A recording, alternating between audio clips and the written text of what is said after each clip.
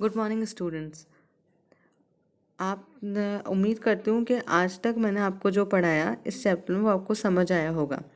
हम इस चैप्टर के पहला भाग और दूसरा पार्ट कर चुके हैं। अब हम आज तीसरा पार्ट करेंगे जिसमें इस चैप्टर के लास्ट टॉपिक को हम कवर करेंगे और इसी के साथ ये चैप्टर समाप्त हो जाएगा। तो आज हम पढ़ते हैं मांग, मात्रा में परिवर्तन और मांग में परिवर्तन। सबसे पहले हमें ये जानना बहुत ज़रूरी है कि इन दोनों के बीच में अंतर क्या है, क्योंकि अगर हम अंतर समझ रहे हैं तो हमें इसे बताने में आसानी हो जाती है। हमने पढ़ा था कि मांग को निर्धारित करने वाले कई तत्व होते हैं, जैसे पहला उस वस्तु की कीमत, दूसरी वस्तुओं की कीमत, उपभोक्ता की आय पर हमारी पसंदगी, रुचियाँ, फैशन, मौसम, जनसंख्या, कई तत्व थे जो हमने पढ़े थे। जब हम बात करते हैं सिर्फ कीमत की, तो कीमत के बढ़ने या घटने का जो प्रभाव मात्रा पे पड़ता है, मांग की गई मात्रा पे पड़ता है, तब हम कहते हैं कि मांग मात्रा में परिवर्तन। जब हम सिर्फ कीमत को ही लेते हैं, बाकी जो सारे तत्व हैं वो स्थिर रहते हैं। लेकिन जब हम बात करते हैं सभी तत्वों की, जैसे उपभोक्ता की आय, फैशन, मौसम, भविष्य प्रत्याशाएं इत्यादि की बात करेंगे और कीमत को स्थिर रखेंगे, तब जो परिवर्तन होता है उसे हम कहते हैं मांग में परिवर्तन। आपको उदाहरण से मैं समझाती हूँ और डायग्राम देखते देखते हम समझते चलते हैं, जिससे कि आपको कंसेप्ट और क्लियर हो जाएगा। पहला है हमारा मांग मात्रा में परिवर्तन। मांग मात्रा में परिवर्तन का अर्थ होता है किसी वस्तु की कीमत में परिवर्तन। कभी वृद्धि हो सकती है और कभी कमी हो सकती है। उस वस्तु की मांगी जाने वाली मात्रा में परिवर्तन को एक ही मात्रा मांग वक्र पर चलाने से दिखाई देता है, तो हम कहते हैं मांग मात्रा में परिवर्तन हुआ है। कैसे? इस डायग्राम में देखिए। इस डायग्राम में आपको ये दिखाया जा रहा है कि मांग मात्रा में कैसे परिवर्तन हो रहा है। पहले हम जब हमारी कीमत थी 50 जब हमारी कीमत थी 50 तो हम कितनी क्वांटिटी खरीद रहे थे? हम खरीद रहे थे 750। जैसे ही हमारी कीमत बढ़कर हुई 100, हमने कितनी मात्रा खरीदनी शुरू कर दी? 250। तो कीमत के बढ़ने पर मात्रा घट गई। उसी तरीके जब हमारी कीमत थी 100, तो हम मात्रा खरीदे थे 250। फिर हमारी कीमत जैसे हो गई 50, तो वैसे ही हमारी मात्रा बढ़ गई 750। जैसे कीमत के घटने पर मात्रा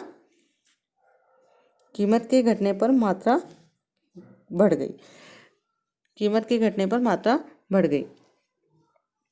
तो ये जो फर्क आपको दिख रहा है, तो इससे आपको ये समझ में आ रहा होगा कि हम एक ही मांग वक्र पर, पहले हम ए बिंदु पर थे तो हम बी बिंदु पर आ गए, और जैसे ही कीमतें घट गई, 100 से 50 रह गई, वैसे ही हमारी मात्रा बढ़ गई 250 से 750 हो गई, तो हम बी बिंदु से ए बिंदु पर आ गए।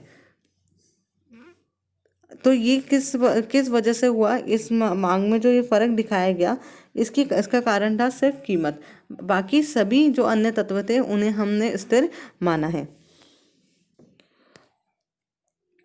आई होप आपको ये समझ में आ रहा होगा। अगर कोई दिक्कत हो या कोई परेशानी हो तो आप पूछ सकते हैं। जब हम मांग मात्रा में परिवर्तन की बात करते हैं, तब हम विस्तार की और संकुचन की बात करते हैं। विस्तार और संकुचन क्या होता है, पहले ये समझ लेते हैं। जैसे आपको यहाँ पढ़ाया गया था कि जैसे ही कीमत हमारी 100 रुपये थी, 100 से 50 हो गई, तो पहले हम 100 रुपये पे 250 मात्रा खरीद रहे थे। जैसे ही 100 से 50 हुई, हमने अपनी मात्रा बढ़ा के 750 कर दी। इसका मतलब ये हुआ कि कीमत के घटने पर मेरी मात्रा बढ़ गई। तो जब कीमत के घटने पर आपकी मात्रा बढ़ जाएगी तो मांग में विस्तार कहलाएगा। इसका उल्टा करते हैं तो आपकी कीमत थी 50 रुपये और आप मात्रा खरीद रहे थे 750। जैसे ही आपने कीमतें बढ़ा दी तो 50 से 100 हो गई अगर कीमतें, तो हमारी मात्रा 750 से 250 ही रह जाएगी। इसे हम कहते हैं मात्रा में संकुचन हो गया, मात्रा कम हो गई क्योंकि कीमतें बढ़ गई, तो ये मांग मात्रा में संकुचन कहलाएगा। तो मांग मात्रा में हम जब बात करेंगे मांग मात्रा में परिवर्तन की बात की जाएगी तो आप लिखेंगे कि मांग मात्रा में परिवर्तन वह कहलाता है जब अन्य बातें समान रहने पर या कि मांग को प्रभावित करने वाले अन्य तत्वों को स्थिर मानते हुए कीमत में उतार चढ़ाव से जो मात्रा में परिवर्तन आते हैं, मांग की गई मात्रा में जो परिवर्तन आ रहे हैं वो सब मांग मात्रा में परिवर्तन कहलाएंगे। इसमें हम दो परिवर्तन देखते हैं, पहला मांग मात्रा में विस्तार और दूसरा मांग मात्रा में संकुचन। मांग मात्रा में विस्तार का अर्थ होता है कीमत के घटने पर मांग की गई मात्रा का बढ़ जाना, और मांग मात्रा में कमी या संकुचन, मांग मात्रा में संकुचन कहलाता है कि कीमत के बढ़ने पर मांग की गई मात्रा में कमी आ जाना, अन्य बातें समान रहने पर। सिर्फ यहाँ प्रभाव कीमत का देखा जा रहा है, बाकी अन्य तत्व सभी को समान माना जा रहा है। दूसरा हमारा है मांग में परिवर्तन। अब यह मात्रा नहीं है, इसका मतलब यहाँ कीमत से कोई भी प्रभाव नहीं पड़ेगा मांग की गई मात्रा पर। तो अब हम पहले ये समझ लें कि मांग में परिवर्तन क्या होता है, उसके बाद हम इन दोनों के अंतर को स्पष्ट रूप से समझ पाएंगे। मांग में परिवर्तन का मतलब ये है कि यहाँ पर कीमत स्थिर रहेगी और बाकी जितने भी तत्व थे, जैसे उपभोक्ता की आय थी, दूसरे वस्तुओं की कीमत थी, अपनी भविष्य प्रत्याशाएं थी, मौसम था, जनसंख्या, फैशन, ये सभी तत्व अब मांग को प्रभावित करेंगे, लेकिन अब कीमत उसको प्रभावित नहीं करेगी। तो यहाँ हम कीमत को स्थिर मानते हैं और बाकी अन्य तत्वों को हम परिवर्तनशील मानते हैं, जिनका प्रभाव सीधा मांग की मात्रा पर पड़ेगा। तो मांग में क्या परिवर्तन आएगा, तो मांग में यहाँ पर दो तरीके से परिवर्तन आएगा। एक तो होगा हमारा मांग में वृद्धि और दूसरा होगा मांग में संकुचन। इसे हम डायग्राम से समझते हैं, डायग्राम से हमें और भी अच्छे से समझ में आएगा। सबसे पहले बात कर रहे हैं हम मांग में वृद्धि। आपने देखा यहाँ पे P मतलब कीमत स्थिर दी गई है। ये दो मांग वक्र हैं, पहला मांग वक्र और दूसरा मांग वक्र। जब हमारी कीमत स्थिर है तो इसका मतलब हमारी अन्य जो तत्व हैं जो मांग को प्रभावित कर रहे हैं उनमें कहीं ना कहीं परिवर्तन हुआ होगा। तो पहला अगर हम ये मान के चलते हैं कि उपभोक्ता की आय बढ़ गई, तो हम स्थिर कीमत पर P पर हम Q1 मात्रा खरीदे थे, लेकिन जैसे ही उपभोक्ता की आय बढ़ गई तो हमने मात्रा Q से लेकर Q1 कर दी, तो हमारा मांग वक्र भी DD से लेकर D1 हो जाएगा। इसमें कीमत का कोई प्रभाव नहीं पड़ा मांग पर, सिर्फ किसका पड़ा, उपभोक्ता की आय पर। अगर मौसम बदल गया, जैसे अब ठंड का मौसम आ रहा है, तो ठंड के मौसम में गर्म कपड़ों की मांग ज़्यादा होगी। जब गर्म कपड़ों की मांग ज़्यादा होगी तो इसका मतलब हमारा मांग वक्र एक मांग वक्र से दूसरे मांग वक्र पे शिफ्ट हो जाएगा। मतलब हमारा मांग वक्र जो है वो दाईं तरफ की तरफ विवर्तन हो जाएगा या फिर शिफ्ट हो जाएगा। इसका ही उल्टा होगा, जब हमारी सर्दियाँ चली जाएंगी तब हमारी गर्म कपड़ों की मांग जो होगी वो कम हो जाएगी। तो मांग वक्र दाईं तरफ जाने की बजाय अब बाईं तरफ शिफ्ट हो जाएगा, लेकिन कीमतें हमेशा स्थिर रहेंगी। बाकी सभी तत्व जो हैं वो जो हमारी मांग को निर्धारित करते हैं वो परिवर्तनशील रहेंगे और वो हमारी मांग पर प्रभाव डालेंगे। तो ये जो हमने पहला स्थिति जो पढ़ी हमने इसी डायग्राम में, जिसमें हमारा मांग वक्र D से D1 हो गया, मतलब कीमत के स्थिर रहने पर हमारी मात्रा Q से Q1 हो गई। क्यों? क्योंकि हमारी आय बढ़ गई, मौसम में बदलाव हो गया, भविष्य की प्रत्याशाएं बदल गई। हमें पता चला कि भविष्य में जो प्याज है उसकी कीमतें घट जाएंगी, तो हमने आज ना खरीद कर हम कल खरीदेंगे। फिर ऐसे ही इसमें जो वृद्धि हुई उसे हमने देखा कि उसे मांग में वृद्धि कहलाती है। जो ये वृद्धि हमने देखी इसे हम कहते हैं मांग में वृद्धि। तो मांग में वृद्धि का मतलब क्या मतलब है कि अन्य बातें में परिवर्तनशील होने पर और सिर्फ कीमत के स्थिर रहने पर जो मांग में परिवर्तन आएगा उसे हम मांग में वृद्धि कहते हैं। इसका उल्टा अगर हम देखें तो इस डायग्राम में देखिए, डायग्राम 3.6 में देखिए, इसमें कीमतें स्थिर हैं। जैसे ही उपभोक्ता की आय कम हो गई तो पहले जितनी आय थी उसमें वो DD मांग वक्र पर था। जैसे ही उसकी आय कम हो गई उसने खर्चा करना कम कर दिया, तो मांग वक्र दाहिनी ओर जाने की बजाय अब वो बाईं ओर शिफ्ट हो गया। तो D1 हमारा नया मांग वक्र हो गया और नई मात्रा हमारी Q से Q1 घट गई। तो इसे हम कहेंगे मांग में कमी। तो मांग में कमी कैसे हुई, कैसे कैसे कहलाई, क्योंकि यहाँ पर कीमत तो स्थिर है, बाकी अन्य जो तत्व हैं उनमें परिवर्तन आया, उनमें जो चेंज आया उससे जो प्रभाव पड़ा हमारी मांग पर, उसको हम कहते हैं मांग में कमी।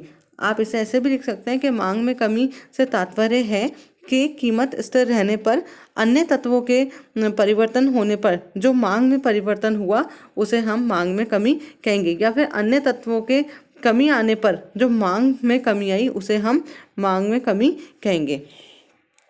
आई होप आपको ये कंसेप्ट क्लियर हो गया होगा। अब पहले हम इसके अंतर को समझ लेते हैं। मांग मात्रा में परिवर्तन और मांग में परिवर्तन में क्या अंतर होता है।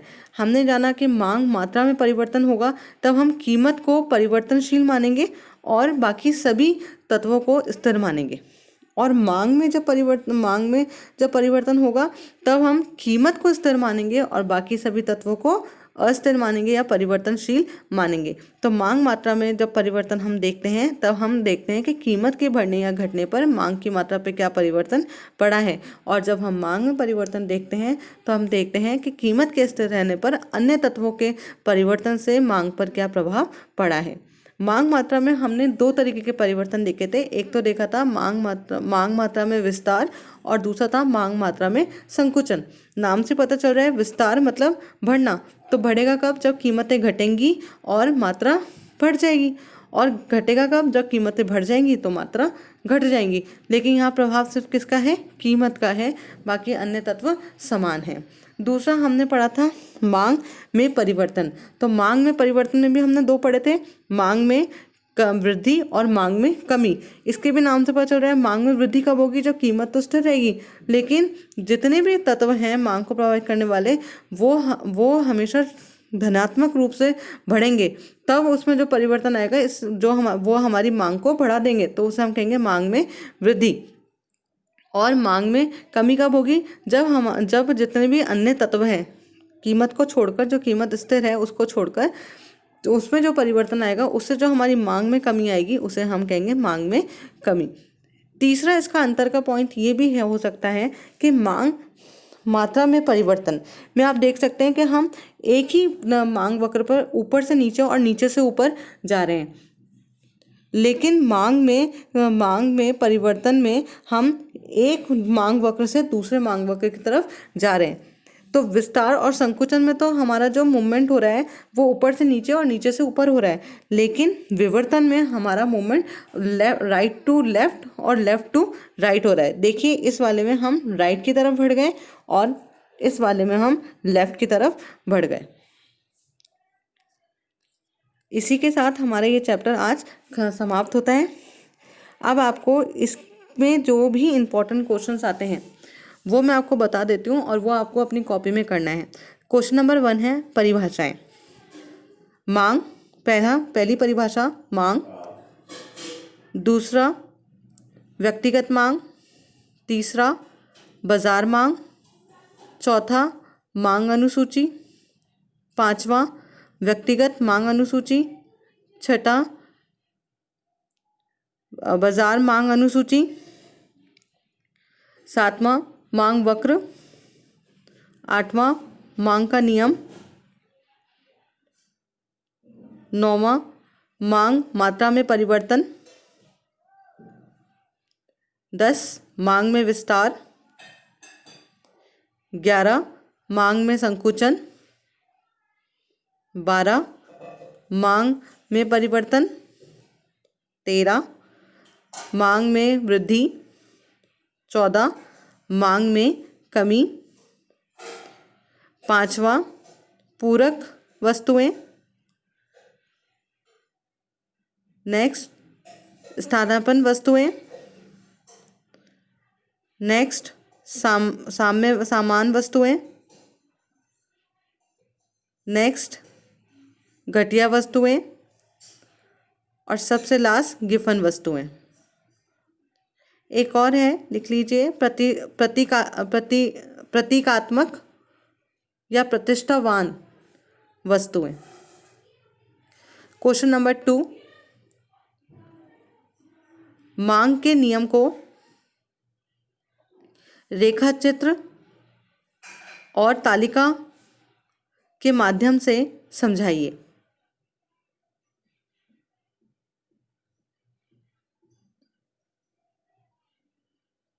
क्वेश्चन नंबर 3,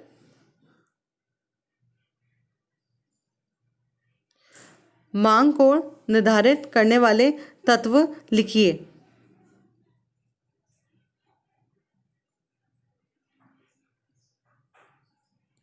क्वेश्चन नंबर 4, मांग वक्र ऋणात्मक क्यों होता है, या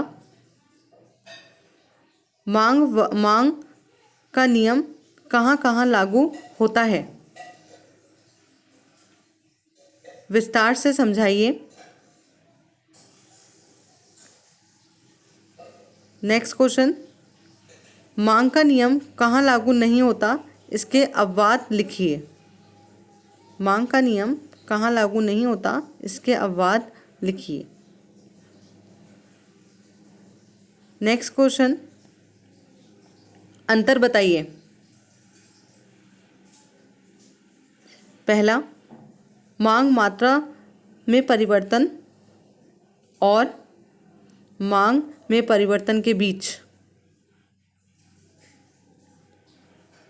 दूसरा, मांग में विस्तार और मांग में वृद्धि के बीच। तीसरा, मांग में संकुचन और मांग में कमी के बीच।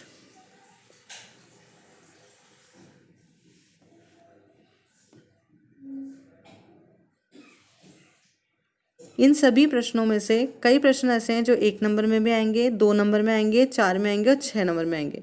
ये स्पेशली मैं आपको बोर्ड एग्जाम के हिसाब से बता रही हूँ। धन्यवाद। आशा करती हूँ कि आपको ये सब